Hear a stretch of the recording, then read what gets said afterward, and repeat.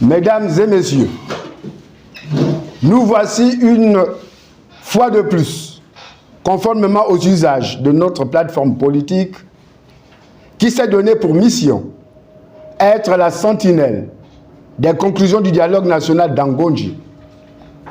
Nous prenons la parole ce jour pour traduire notre étonnement sur l'urgence et l'empressement affiché par le ministre de l'Intérieur de la Transition à faire voter une loi alors que le prochain référendum a pour objectif l'établissement d'un nouveau contrat social.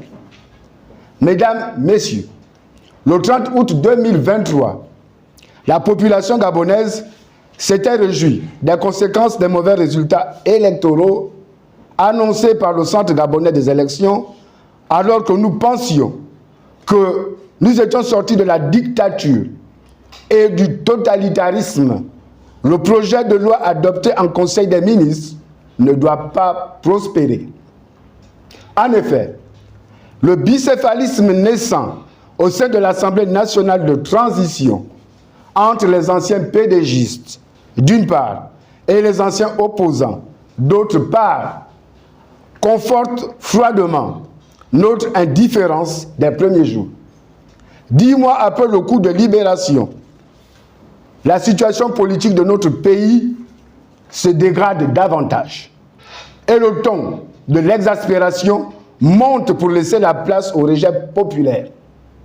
Comment comprendre que pour organiser une élection référendaire, on soit amené à commettre l'inceste démocratique? Comment peut-on penser organiser une élection sans associer la classe politique? Rappelons que depuis 1990, la déchéance démocratique que nous avons connue est le fait des ministres de l'Intérieur. Les Gabonais se souviennent encore des épisodes de 1993, 1998, 2009 et enfin 2016. Les Gabonais se souviennent que la classe politique, surtout de l'opposition, a produit plusieurs mémorandas contenant l'ensemble des propositions visant à améliorer l'organisation des élections au Gabon.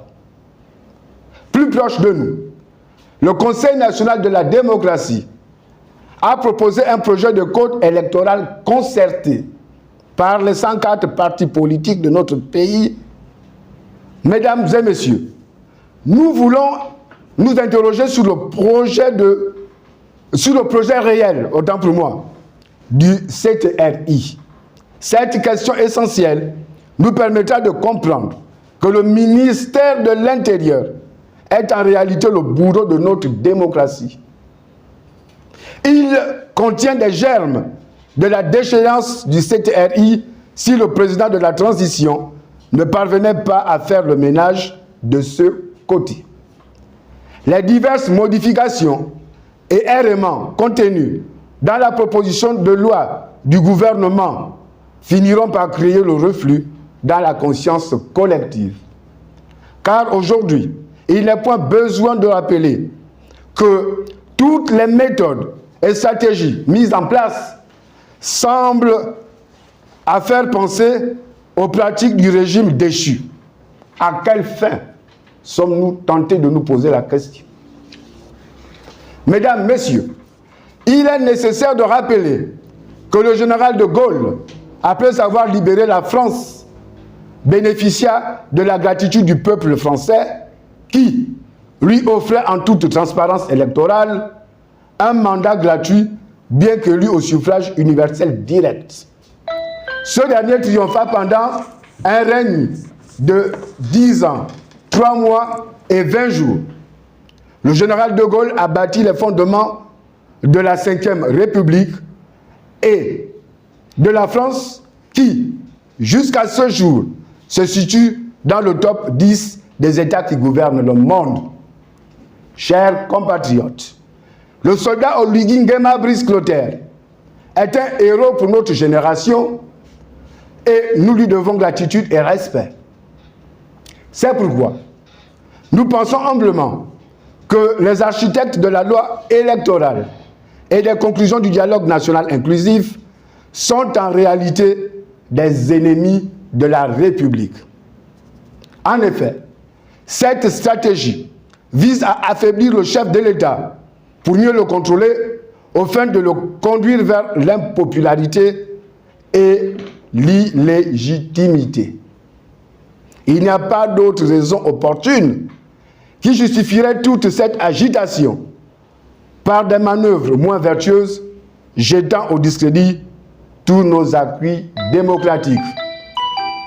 Le ministère de l'Intérieur devrait, s'il en était besoin, de le lui rappeler, reformer l'administration déconcentrée par la nomination des gouverneurs, préfets, sous-préfets et des secrétaires généraux des collectivités locales pour rendre efficaces sur le terrain les actions du CTRI.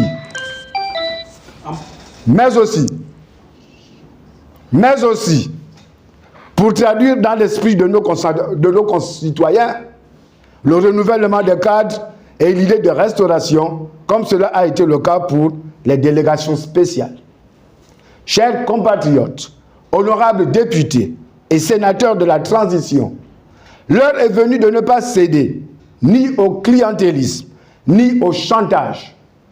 Le destin vous a choisi pour permettre à notre transition de résister aux perfides trompeurs qui sèment le poison et répandent la peur. Vous avez été désignés pour servir de contre-pouvoir et non pour servir les intérêts d'un groupe. Monsieur le Président de la République, les membres de l'appel d'Angondje souhaitent une transition vertueuse qui assure à notre République les promesses d'un avenir meilleur avec à terme l'instauration d'un état de droit démocratique. Car Francis Blanche disait, je cite, « Face au monde qui change, il vaut mieux penser le changement que changer le pansement. » Fin de citation. Il est donc souhaitable que le chef de l'État, que vous êtes, reçoive la classe politique par groupe pour convenir des modalités de mise en œuvre des mesures électorales qui satisfont notre démocratie. Car en démocratie, il n'y a pas de mouillé sec.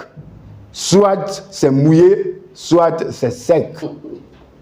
Le processus d'organisation des élections référendaires en cours doit s'arrêter net, car il ne repose sur aucun fondement juridique.